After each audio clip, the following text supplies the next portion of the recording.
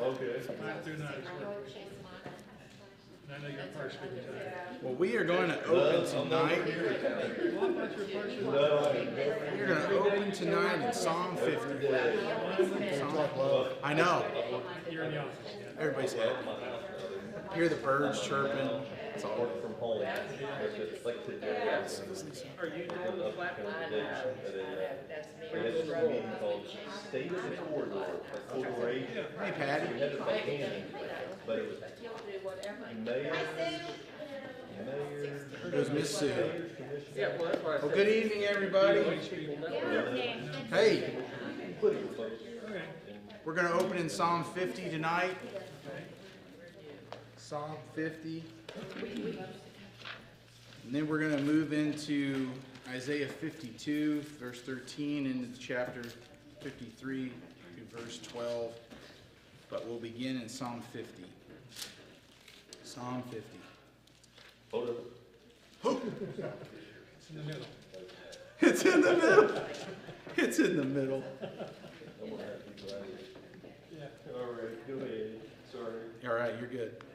So Psalm 50 says this: the mighty one, God, the Lord, has spoken, and summoned the earth from the rising of the sun to its setting. And out of Zion, the perfection of beauty, God has shone forth. May our God come and not keep silence. Fire devours before him, and is very tempestuous around him. He summons the heavens above and the earth to judge his people. Gather my godly ones to me, those who have made a covenant with me by sacrifice, and the heavens declare his righteousness. For God himself is judge. Selah. Hear, O my people, and I will speak. O Israel, I will testify against you. I am God, your God. I do not reprove you for your sacrifices, and your burnt offerings are continually before me. I shall take no young bull out of your house, nor male goats out of your folds. For every beast of the forest is mine, the cattle on 1,000 hills. I know every bird of the mountains, and everything that moves in the field is mine. If I were hungry, I would not tell you, for the world is mine and all it contains. Shall I eat the flesh of bulls or drink the blood of male goats? Offer to God a sacrifice of thanksgiving, and pay your vows to the Most High. Call upon me in the day of trouble. I shall rescue you, and you will honor me. We've heard that phrase many times that our God's got a cattle on 1,000 hills. That's a known verse. And a lot of times I think, at least I know for me, especially when I heard it as a child, it usually came up in context that, that if we're going to ask God for something, that we know we have one that we can go to, in terms of that his resources are vast and they're unlimited.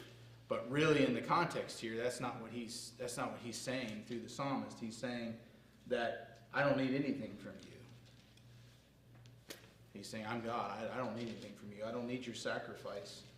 He says, I can have the sacrifice myself. He's like, I want your life. I want you to serve me. And notice there toward the end, in verse 14, he says, offer to God a sacrifice of thanksgiving. And that's really important to note, because he's saying there, offer to me a sacrifice of thanksgiving, which implies that one is not offering up a sin offering, but they're offering up their life. Because notice there's no bull being offered, there's no goat here. It's an offering of thanksgiving that is speaking of them being filled with gratitude and them living forth that. And then notice he says at the end that, and pay your vows to the Most High. Call upon me in the day of trouble. Which kind of reminds me of the Apostle Paul, right? Rejoice. Again, I say rejoice. And to live our lives in such a way that gives thanks to God in all circumstances. And that's before us. But When you yes. say end, did you not have more verses up on your version? No, mine. Oh, I did. I only read through 15. I didn't read all the way through yet. Okay. I just read to 15. I didn't read yet. Good catch on that. But yeah, I stopped at 15, but it goes for me through 23. Yep. You kept saying end. I was just Sorry, I just liked where that ended. I can't help it. Out of context, but there you go. I just thought you did it on purpose. Well, I did do it on purpose because I like where that break is just really, really good there. Some announcements for us. Our Alabaster offering, we received over $1,200 for the Alabaster offering, which was wonderful. And that, as many of you know, that offering goes to help build buildings, purchase properties, build churches, build educational facilities, health clinics around the globe. In fact, just here in Fairmont, for the new initiative by Central that they're doing, Compassion Central, they received Alabaster funds. The district received Alabaster funds to work on that project and get that off the ground. So Alabaster funds don't just go somewhere obscure in the globe. They can even come right here in our own neck of the woods, which they have. So thank you for your giving in that way. Thank you for providing that. And that's wonderful. Easter offering, we began receiving that on Easter, and we'll receive that through the month of April. We've had $100 so far. That doesn't include Faith Promise. I know folks are faithful in giving the Faith Promise, and Faith Promise goes in the same lumping as that offering as well. Just some things coming up. Hopefully you saw a video on Facebook. You probably didn't pay attention to me. It's okay. I understand that. But Big Serve we have coming up on the weekend of the 17th, or excuse me, the 19th. But next Wednesday evening, after we get through Bible studies and things going on, we haven't decided yet, but one way or the other, before or after, we are going to pack the bags that we're going to take over to the East Fairmont Middle School. And we'll have a nice assembly line ready to go, and we have most of the supplies. But if you'd like to bring some supplies, we encourage you to bring some Post-its, some highlighters, things like that. That can be just a blessing to teachers. Hand sanitizer, things like that we can bless the staff and teachers of East Fairmont Middle as they close out the year, and just to see that through. Then in tandem on that same weekend, so that's the 17th to pack those bags. On the 19th, we'll deliver those bags. And then on the 21st, and there's a sign-up sheet in the foyer for those that would like to help with the dinner that we're going to provide, or lunch we're going to provide for the first responders. We're going to take lunch to our state troopers just down the road here, also to the fire hall just down the street, and then also to the Station 20, which is the EMS squad for the county, which is right there across the 3rd Street Bridge. We're going to take lunch to them. So we're planning lunch for 35 people. That's how many people will be on shift at that time of day. And we want to bless them. We've contacted them. Debbie Short's been gracious to reach out to them, and Debbie Wilson too. They've reached out to them just to let them know that we're coming with food. And so there's different things to sign up for out there, different items that we need to prepare that, and we'll take that after morning worship on Sunday the 21st. But also, if you would like to be a deliverer of the food, we would love to have that too. So you can take the food to the different stations. Dick, we've already got you signed up to go to the state police. Because you said you're going to have the box with the clock ticking inside of it. So we're trying to figure out a vest for you. Yeah, it's got strings attached. Yes, and all these grip cords. Brandon can maybe help us out. Yeah. We don't know if we'll see you again or not, but I don't know. It might be a little while. Maybe in 20 years. Yeah, in 20 years. So. But that's something we have on the horizon, which is good. As well, on the 24th of this month, which is a Wednesday, so 2 Wednesdays from now, we are going to have the Seidels with us, Penny and Gary Seidel, and we're going to have dinner together.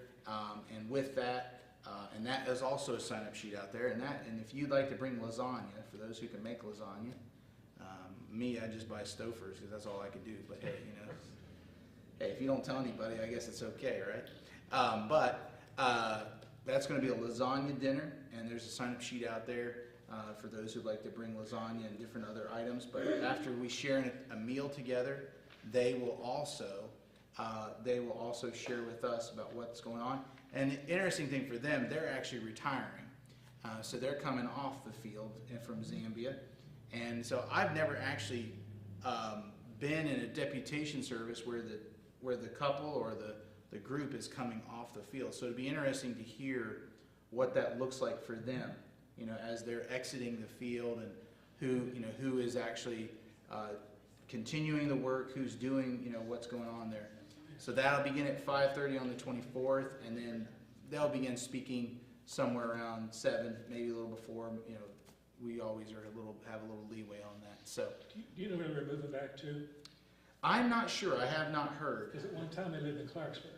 Yeah. At one time. Yeah, I don't know if they, I know they have children, and I don't know where the kids are, and I don't think the kids are here though. College, I believe. Yeah, so I'm not sure. Maybe Mount Vernon. Maybe. Pass it on, Okay, just wondering. pass it on, Dick. Don't eat the pastor's lasagna. Hey, if you don't know which one it is. It's not the pastor's lasagna anyways. It's Stouffer's. It's Stouffer's. Sam's may have some. Sam's may have, yeah, you never know what Sam's has. Then, on the 25th to the 27th, we have the food pantry yard sale. That'll be over in the Knock. If you'd like to bring anything for that, I know things are being received, and there's a nice group of stuff over there already.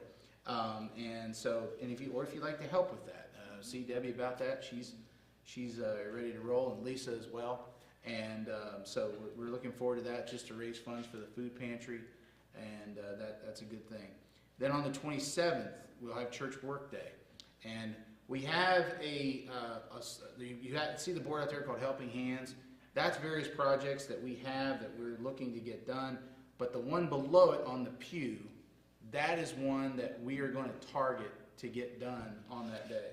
And there's different things. Now, you say, hey, I can't help on that day. I've got different things going on. That's okay. That's okay. We don't have to be worried about if you're here on the 27th or not. But if you'd like to do something, let us know. That's on that list, and we'll be more than glad to supply you with what you need and get it done. So it'll be good. So whether it's that week of or week after, whenever, we'll be grateful for your assistance in that around the facilities. And it's not just in here. We have projects for this building. We have projects for the Knock. We have things outside that need trimmed and mulched and certain things like that. So and painted outside. So there's a lot of different things. But that's coming up on the 27th. And then the Prime Timers are having an outing to the Preston Inn. And then they're going to Revival that evening on a Tuesday to hear Reverend Barkley share at the Kingwood Church of the Nazarene. So that's coming up on the 30th, and that'll be here before we know it, because it's already the 10th. So here we go. And so that is where we are at with announcements. And the Revival is coming up in May, but we'll save that for another day because I've already bored you enough with announcements. So let's jump into Isaiah 52. And we're going to pick up in verse 13 of chapter 52.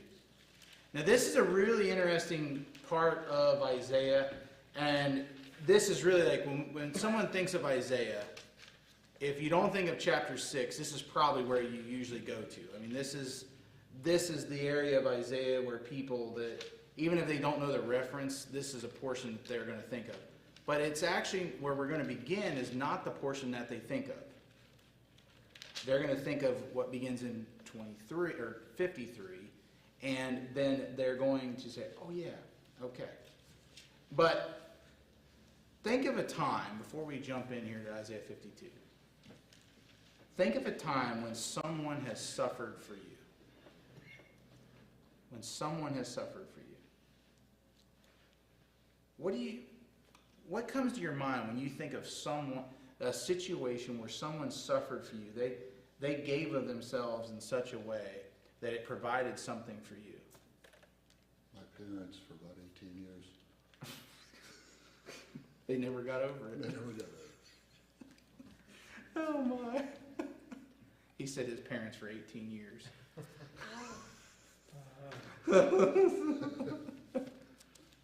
Oh boy. Look out. Oh, she said, and then you had payback with 2 sons. Yeah, with 2 sons. And how many grandchildren? yeah. Anybody else, like a time where someone suffered for you, and what did that look like?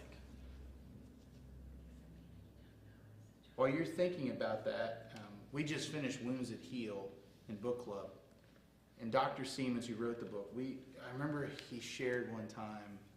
I remember it was just in a conversation with me, or it may have been in the setting of class, but he began sharing this story about this young boy who had a club foot, and that his parents, each night, they had to wrap that foot, even amidst the child crying and not wanting that to happen each night. And how the parents, they loved the child, and they were wanting his foot to become, as it needed to be, so that he could walk and he could move as he needed to. And his dad, and actually at the end of the story, it was Dr. Siemens himself.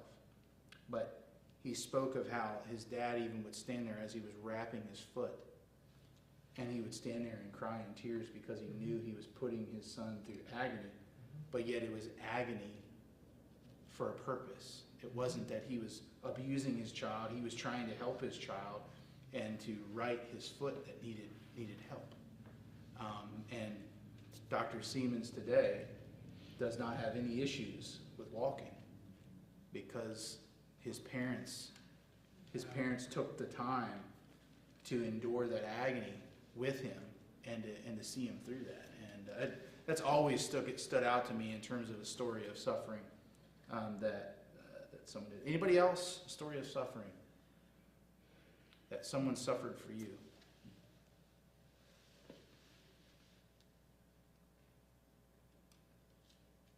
Well, we're going to read about one. This is going to be very familiar to us. So, let's pick up in verse 13. Verse 13 of 52. Behold, my servant will prosper, and he will be high and lifted up and greatly exalted, just as many were astonished at you, my people. So his appearance was marred more than any man, and his form more than the sons of men. Thus he will sprinkle many nations. Kings will shut their mouths on account of him. For what had not been told them, they will see, and what they had not heard, they will understand. And here's the part where you're going to recognize what's being said, many of us. Who has believed our message, and to whom has the arm of the Lord been revealed? For he grew up before him like a tender shoot, and like a root out of parched ground. He had no stately form or majesty that we should look upon him, nor appearance that we should be attracted to him. He was despised and forsaken of men, a man of sorrows and acquainted with grief. And like one from whom men hide their face, he was despised, and we did not esteem him. Surely our griefs he himself bore, and our sorrows he carried, yet we ourselves esteemed him stricken, smitten of God, and afflicted. But he was pierced through for our transgressions. He was crushed for our iniquities. The chastening for our well-being fell upon him, and by his scourging we are healed. All of us like sheep have gone astray. Each of us has turned to his own way, but the Lord has caused the iniquity of us all to fall on him. He was oppressed and he was afflicted, yet he did not open his mouth. Like a lamb that is led to slaughter, and like a sheep that is silent before its shearers, so he did not open his mouth. And by oppression and judgment he was taken away. And as for his generation, who considered that he was cut off out of the land of the living, for the transgression of my people, to whom the stroke was due. His grave was assigned with wicked men, yet he was with a rich man in his death, because he had done no violence. Nor was there any deceit in his mouth. But the Lord was pleased to crush him, putting him to grief. If he would render himself as a guilt offering, he will see his offspring. He will prolong his days, and the good pleasure of the Lord will prosper in his hand. As a result of the anguish of his soul, he will see it and be satisfied. And by his knowledge, the righteous one, my servant, will justify the many, as he will bear their iniquities. Therefore I will allot him a portion with the great, and he will divide the booty with the strong, because he poured out himself to death, and was numbered with the transgressors. Yet he himself bore the sin of many, and interceded for the transgressors. Whew. We just came through Easter. We just came through Good Friday. And these words are all over Good Friday. All over Good Friday. So, looking in verses 14 through 15 in chapter 52, and I know we read beyond that, what reaction do many people have to the servant? And how is the servant described in those couple verses? Because he's not suffering yet, at least on the kind of just the quick view. He's not suffering per se. My Bible before me has it, he's exalted here. So how is he reacted to by many people? He was not, people weren't drawn to him because of his appearance. Mm-hmm. Mm-hmm. Yeah. Matter of fact, they might have been, Indifferent? well, not indifferent. Indifferent? I don't think indifference. I think they would have been probably driven away by his appearance. At least from what this says. Yeah, it almost seems, when we read in the Bible other accounts, and there's the idea of like the leper, and it's like, you always, you hear like, stay away from me, Yeah. leper, Unclean, and unclean. And you almost gather that here. It has kind of, maybe there's no statement, but it's like you got to stay away from it. Yeah. Lower class. Lower class? Lower Yeah. class. Others, what do you see? What do you see here? It says they're astonished at him, which astonished here is not in a good way, right? When you hear the word astonished, what do you think of? Surprised. Surprised or stunned, right? Remarkable. And so they look on him and they go, oh, like, not a, They use yeah. mine use appalled. Appalled. Oh, that's, That's yeah. what I said, I was trying to Appalled. remember the word. Yeah. But when you're appalled to look upon something, think about something that you look upon and maybe something's out of sorts with it. Maybe something, it's just really ugly to look at. Maybe you think about maybe a building that you've seen. The bear. A bear. Yeah, that's true. You were appalled by the bear. Yes, that's very right, true. I am. And Your son wants to come shoot. so, that's something that we're like, oh my goodness, Some of that artwork is appalling. Some artwork is appalling. Yes, true. Yes. Yes. Eyes of the beholder. Eyes of the beholder. But, I think of when I've known an old building of what it once was, and then you come back somewhere years later and you see a dilapidated building and it's lost its grandeur, and you're like, oh my word, what did they do to that place? Home or city building or whatever. What else do you see here? What's it say about kings' mouths? Because this one's a little weird. This is a little bit different to me. That's in verse 15. Kings will shut their mouths. Yeah, kings will shut their mouths. Why in the world would they do that if they can't stand to look at it? Because he acted so wisely. Hmm. And he was raised and lifted up and highly exalted. Yeah. So the contrast between the two, that verse and the following verses, that's a large contrast. Uh-huh. You know, It is a very large contrast. Sometimes the most nondescript person, like you just, Yeah.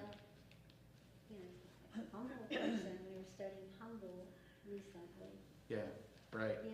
and then all of a sudden, like, they had some of the answers all along, and that was discovered to the amazement of many. Mm-hmm. And so out of that, what do we see in verse 13? What will happen to him? Nan already mentioned he's going to be lifted up. But is he going to be lifted up in the way that we would expect? Like, is this exalting what we're expecting? Because when you think of somebody being exalted, that's meaning they're going to be lifted up. They're going to be praised, right? They're going to be, Queen, yeah, King with the fur draped and walking Yeah, over to get the yeah. crown on his yeah, head. parade, right? Yeah, yeah. Scepter and, So what is that looking like here? Because we know it's going to change. 53 is going to change how that looks. Any certain scriptures come to mind when you hear that, to be lifted up, greatly exalted, especially in. Well, I think, his triumphant entry on Palm Sunday, Yeah, he would be exalted. yeah. But I think too, there's a contrast here between the people who welcome him and the people who shun him. You know, the religious leaders are the ones that would probably be looking at him like they're appalled by him, whereas the common people are the ones who would exalt him. Yeah, and I think too, my mind goes to when Jesus says, "But I will be lifted up," right? And all men will be drawn to him, just like the serpent in the wilderness, right? The bronze serpent that when Israel had disobeyed, and what happened? The Lord said, "Okay, you want to disobey? All right. Well, I'm going to let these serpents come and bite you, and you're going to pay the price." And so they began to get bit, and they began to be poisoned, and began to die, and then they come crying to Moses. So that's what they did, and they come, and what does he do? He says, "Lord, I don't know what to do with this." And he said, "Well, make a pole and put a bronze serpent on it, and if they look upon that, they'll live." And Jesus uses that same imagery, and he says that if I would be lifted up, if the Son of Man will be lifted up, then I will draw all men to myself. And what an amazing image when you think of it, even tied in here with 52, that he's going to be exalted in a way that spoke of curse, because we know even the Old Testament says to die upon a tree is a curse. You don't want to go that way. And you didn't want to go that way upon a Roman cross either. The Roman cross, you didn't want to have to deal with that, because that was major shame, major curse, major just bad all over. And yet here we see that he's going to be lifted up. So he's going to be exalted in a way that makes no sense at all. It's not the way that someone should be exalted, but yet it's what's going to happen. So Pastor, this Yes. is speaking in the future tense. He will be exalted, but first we'll see him on the cross and all the suffering and what comes next. yeah, And all this will lead to him being exalted. Is that what it's kind of saying there? yeah, I mean, it's saying he will be high, and so yeah, it's looking ahead. And I mean, I think we can place Isaiah. I mean, Isaiah is going to suffer for what he does, but he's not going to suffer. He's not going to look like this. You know, we can see this servant is much different than who Isaiah was as a servant. But Isaiah does pay the price for his being willing to serve the Lord and speak to his people. He Manasseh definitely does. killed him, didn't he? Yeah, Manasseh yeah, he did. sacrificed him on the altar. Yeah, or yeah. In the temple. Yeah. So I mean, he did serve the Lord faithfully, and it cost him his life. But even that is going to look different here. In 52:10, so we didn't read 52:10, but 52:10 says, "We are told that the Lord is going to lay bare his holy arm." Anybody have anything different than that? The Lord has bared his holy. Anybody have anything different than that? Is that what you have? The commentary is using with this. It said that it could be said this way: that the Lord is going to roll his sleeve up. Yeah. I love that, right? And that's such a cool idea that God's not just bearing his arm and he's just his bare, but he's going to roll his sleeve up. And what does that mean? It means he's going to get in the midst of things. He's going to get his hands dirty because he knows something needs to change. So with that, what do we see in the sort of person who is revealed in 53:1-3?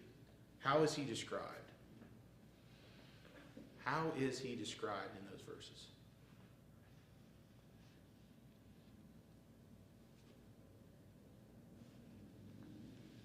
Almost the same way that they described his appearance. Yes, so they're very much with that, out of that, in the exalted servant phase here, and then moving into the suffering servant, there is a lot of carryover. Yes, there is. Not only was his personal appearance like not real exciting or not attractive, however you want to put that. But some people were born with a spoon in their mouth, and in an environment where even if they try very little to do anything on their own, they have so much surrounding them that they end up, actually getting something done. Yeah. Or like the soil is fertile. Mm-hmm. It's fertile and it grows, but this individual didn't have those, those things handed handed to him. He was in an environment that was not conducive to him growing or to Right. being lifted up. Right. Yeah, he wasn't a fortunate son. I think too, He's not a fortunate son. There you go. In the words of the theologian John Fogerty, yeah. So. I think he's, I think this kind of refers to him as growing up as a very common person. Yeah. You know, that he's not going to have any of the amenities of somebody who is,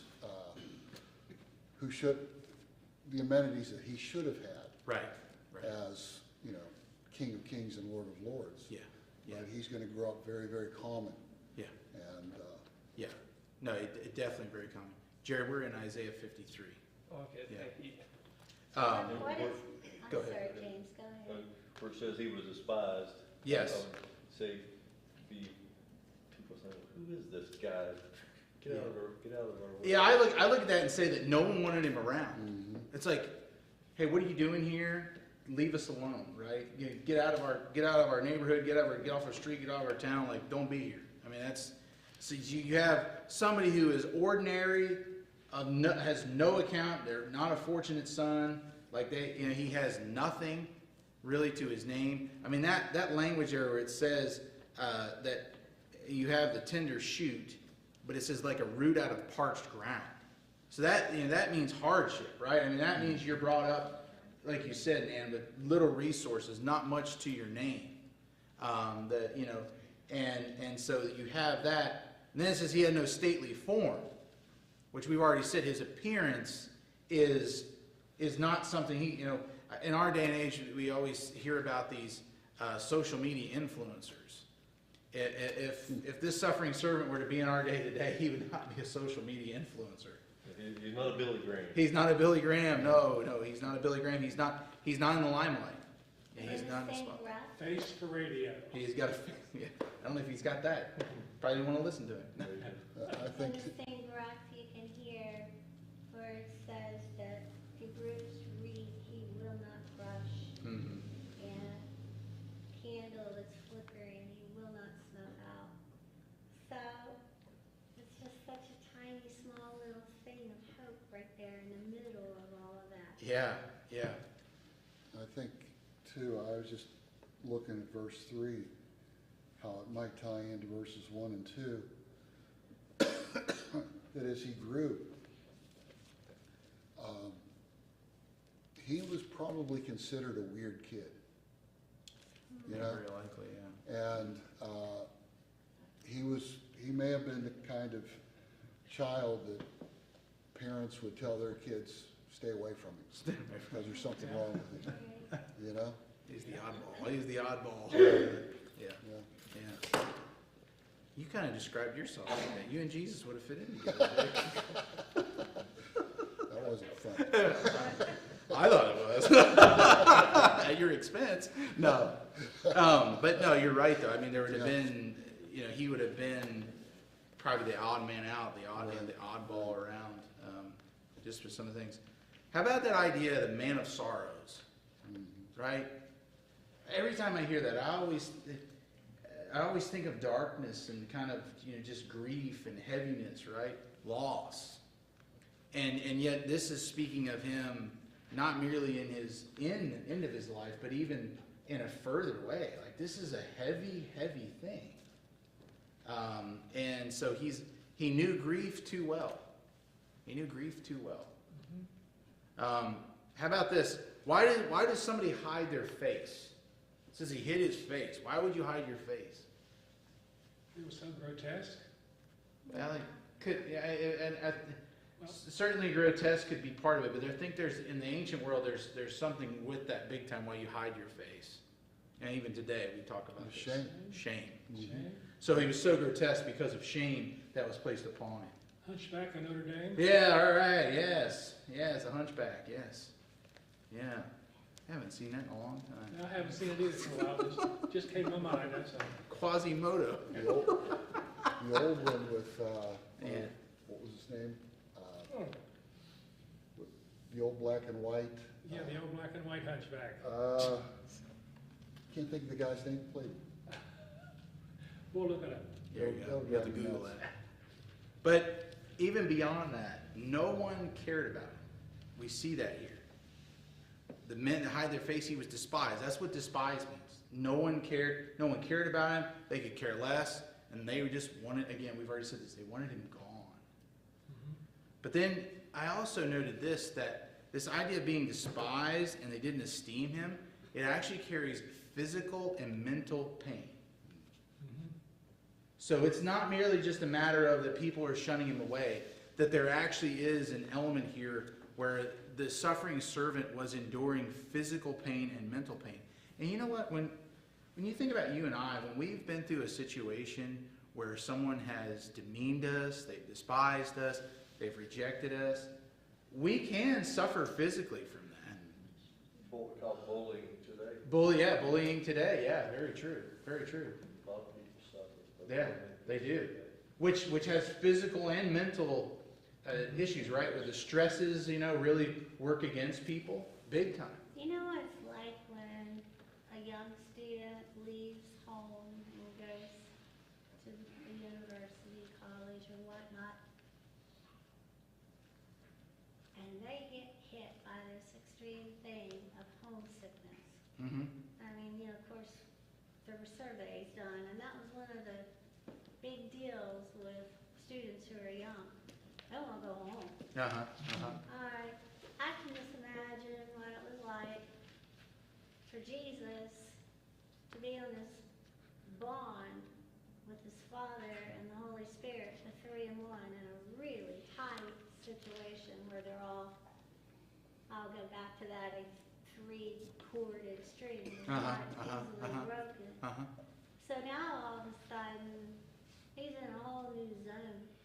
He's experiencing all these new things, his body, a body, no less, and it hurts, all right? And sometimes he's sleepy and he's tired, and the only way, to communicate is, I just have to write love letters home to Dad. It's a whole different thing besides being just so tightly woven in, and then all of a sudden, you've got this great distance and a whole different plane,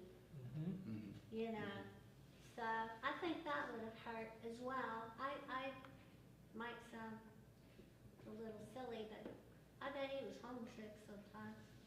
Yeah, well, and especially in terms of, the physical nature of where he had emptied himself, taking on human form, and where Jesus, yes, we know he was led by the Spirit, so guess what? That enabled him to be able to say and do certain things, but yet he wasn't in some sense limited by the physical form. We know obviously that changes after he's glorified, but even he does walk on water and things of that nature. But again, Jesus limits himself. Why? To take upon our condition, our flesh. What a loving thing he did for us, right? To take on our human flesh, to live among us, to dwell among us, as John says, and to truly be in it. If Jesus is not 100% human, though he's 100% God, if he doesn't have that 100% humanity, then he cannot be our Redeemer, because we needed him to be like us and to take it, in which we just heard in this that way. And speaking of that, how do verses 4 through 6? How do they explain his sufferings? And that they kind of carry over with what was there in first three verses. But what do we see?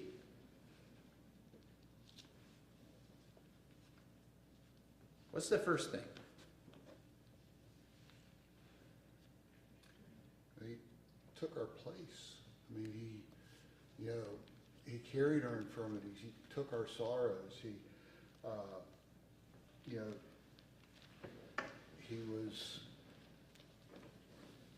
was like the sacrificial lamb or goat or bull or whatever, that was supposed to take our sin. Yeah. He was put in our place and carried all of those things upon himself. Yeah. And it's just almost unimaginable to know what he actually had experienced for us. So think about this out of what Dick just said and where this passage is. It says he took on our griefs. Think about all the times and experiences you've had of grief in your life. If we added all that up, it'd be a lot. Just among us, right here, right now. Those with us online. But think about that. All the experiences of grief that we have. And it says here that he bore our grief. And that's all the world. Think of it. And that's not just us, it's all the world. And you and I know how heavy grief is. My translation says infirmities. Infirmities. Yeah. Yeah. Or sicknesses. Or sicknesses. Yeah. So then that also, with that, that has its own, because an infirmity is not a sin, but it's something that grieves us. It causes us pain and issues, right? But even think about that. How many things have we been through in terms of physical ailment, physical need? And it's here Jesus, and the suffering servant, Jesus is taking all those things upon himself. I heard that he has every single one of our tears in a bottle.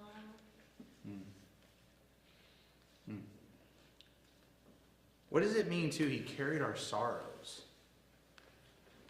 Again, think about all the times of sorrow that you've had in your own life. And we are told that this suffering servant, which we know revealed as Jesus, and he's carried all of our sorrows. He's carried them all. He knows our sorrows. He knows our sorrows, yeah. So he knows what it means to have sorrow. He knows what it means to live in the midst of a world where there is sorrow, and to know that internally. What's the song say? He bore our griefs and our sorrows, and bore them for his very own, and bore our burdens to Calvary. Right. Yeah. And then how about this? If sufferings were considered of his own, and God was not for him, but seemingly against him. Because he took upon himself the sin, the infirmities, the issues of humanity, God was not for him and seemingly against him. And you know what? That's reality.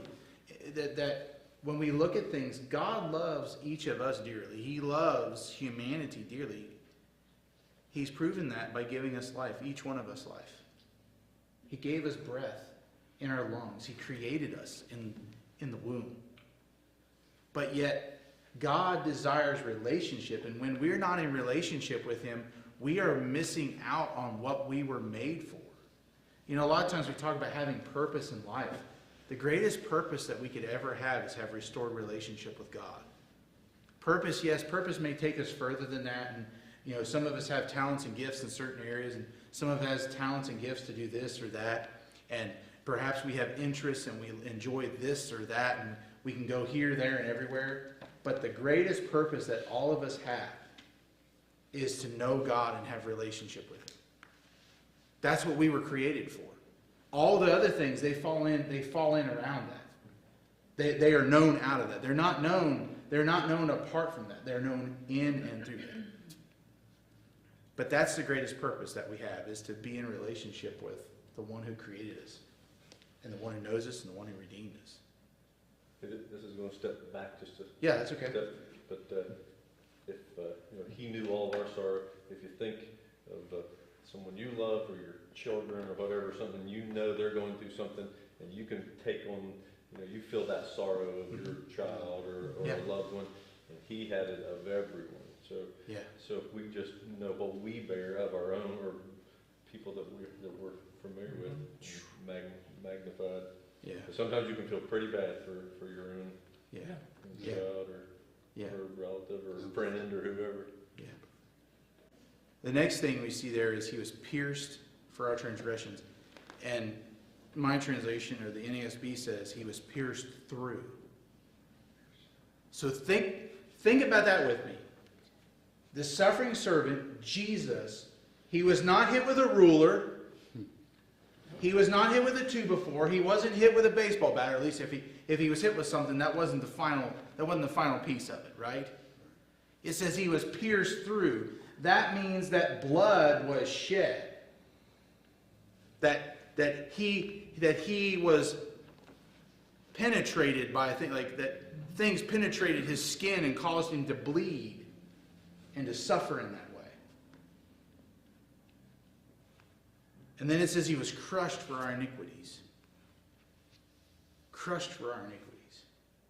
No, but I always think about, I've only seen this a few times, but if you've ever seen, if you ever go to the junkyard, you've ever seen them crush a car.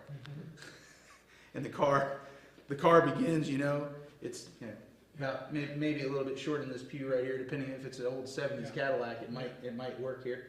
But you imagine, they crunch the car, and I've seen them where they end up about just like this right here, Cubic yard. A cubic yard, that's right, yeah. And you think about what they've done, and that's what I've always envisioned here. Yeah. That Jesus was crushed. He was crushed for our iniquities.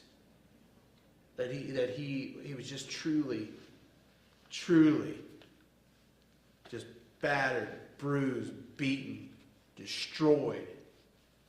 And we know that, and we're going to hear a little bit later that he was hardly recognizable, right? And don't miss this. Don't miss this. Jesus did that for you, and you, and you, and you, and you, and you, and you, and you, and me. He did that for us. He did that for us that we might have life with God and in God.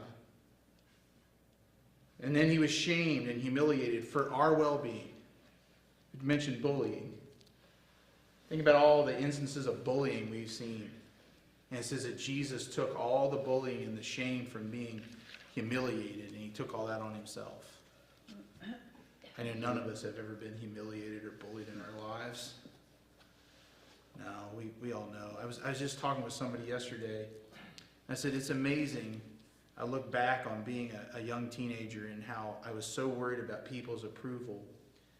And how, you go home and you say, oh man, so-and-so doesn't like me because of this or that, or I didn't say this, or I didn't do that, and they're upset with me. And I look back and say, how stupid was I as a young person? How naive was I as a young person?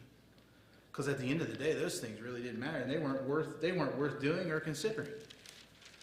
And but that comes with maturity. That comes with just seeing things in a better way and being able to stand as an individual. But here we're seeing that he took all that upon himself. And it brought us peace. It brought us peace, yeah, and that's a complex word there too. Yeah. I mean, just his punishment brought us peace. Yeah. That his wounds healed us. Yeah. And it's one of those things that you can't wrap your mind around. No. Yeah, his wounds bring us peace. This word here is very complex. It can mean healing, peace, forgiveness, life. I think we should just say it's all the above. Mm-hmm. It's, if we have to choose between A, B, and C, and D, and an E, all the above, this is an E, all the above, Right. You can fill in the little Scantron test they used to do. They don't do that anymore, but, the Scantron machine was down half the time. That's way when I remember back in the day. But that truly is there for us. But then it's amazing. So you have the suffering servant. He suffers in all this way. And what do those around him and people do? What's their response? What do? What do you see there in verse 6? What happens? It says all of the things that we have done against God have been laid on him. Mm-hmm. It's amazing. Yeah, they fell on him. It's kind of like he's just like a rock slide, just come rolling right down through. Yeah, dumped on him. It's like one of those big old Tonka dump trucks, and it's not just one of them. It's like continually. It's like when you're on I-79 here, not recently, but before, and they kept on saying, watch out for dump trucks coming off the middle, right? Because they're doing a lot of work. And you see all the dump trucks lined up because they're putting asphalt down, and they just keep coming and coming and coming. And if you can imagine, that's what the image is here. It just kept piling on Jesus, kept piling on and piling on and piling on. But what do we see? What's the response of humanity? What's the response of those around him there in verse 6? Says Paid homage to. They paid homage to him. Yeah. They paid homage to him and looked at him, but that's all they wanted to do. Right? And what else does it say about sheep? They've gone astray, right? Yeah. The image I get is later when he says that he left the 99 to go find the one. And here he says we've all gone astray, and he's still willing to go through all this to find the one. To find the one, yeah. What an image of the shepherd, right? That the shepherd's willing to suffer big time for those that he is seeking to help. Yeah. And the image of a sheep, I mean, sheep are not the most intelligent creature in the world. Stupid as a rock. Amy and Brandon, you all have some the days of encountering the lovely creatures, huh? They're cute, though. They're cute, They're but very they're not. Yeah, No. Yours isn't dumb, is it? No, they're very smart. they're very smart. They can read and write and everything. Yeah. But you know they're a creature though that they'll go anywhere. I mean they're not worried about it, right? They'll go somewhere to their detriment, or they'll go somewhere for they need someone or something to actually lead them in the right direction. And that's so true what we see here, and that's you and I. If we're left to our own devices, if we're left to our own desires and cravings, we're going to go a lot of places, and it doesn't mean they're good either. I mean we'll go all sorts of places along the way. But then also, isn't that the way though a lot of times when we deal with pain and agony, is we're like sheep and we go away from it? Because we don't want to deal with pain, we don't want to deal with agony, we want to run every which way we can away from it. I mean, the disciples do that, don't they? Yeah. The disciples, the only ones that really are there when Jesus is crucified are the women and the beloved disciple. That's who we're told are there nearby. Maybe one or two were still there, but Peter had already, by this time, he was out of there. He denied Jesus and he was gone. But when you think about when life gets really tough and hard, the least one that we're going to run to is the one who gives us salvation a lot of times. We go to a lot of other places. And that's really hard. I want to share, this is where we'll end tonight before we close in prayer. And then we'll pick back up here next time because there's still a lot of good things. But I'm reminded of Hebrews chapter 2, verses 16 through 18. And it says this, "For assuredly he does not give help to angels, but he gives help to the descendant of Abraham. Therefore he had to be made like his brethren in all things, so that he might become a merciful and faithful high priest in things pertaining to God, to make propitiation for the sins of the people. For since he himself was tempted in that which he had suffered, he is able to come to the aid of those who are tempted." That's each of us. Jesus knows who we are as human beings. He was one of us. He took on the flesh. He suffered. He lived like you and I. He went through a lot of different things, struggles and all that. But the one thing he did not do, he didn't fall into sin. But yet he knew temptation. He knew struggle. He knew what it was to be tired, weary. He knew that. But yet it says that he became a faithful and merciful high priest. He's our mediator with God. That not only is he the offerer as high priest, he's the offering. His own life was the offering. And it says he made propitiation for our sins, that he made sacrifice for us. He made things right with God in that way. Out of that tonight, how can we lift up needs before us, things that are pressing? I know we've got different ones going through a lot of things, but anything that we need to lift up together as we go. Michelle. Yes, we definitely need to pray for Michelle. She's back in the hospital.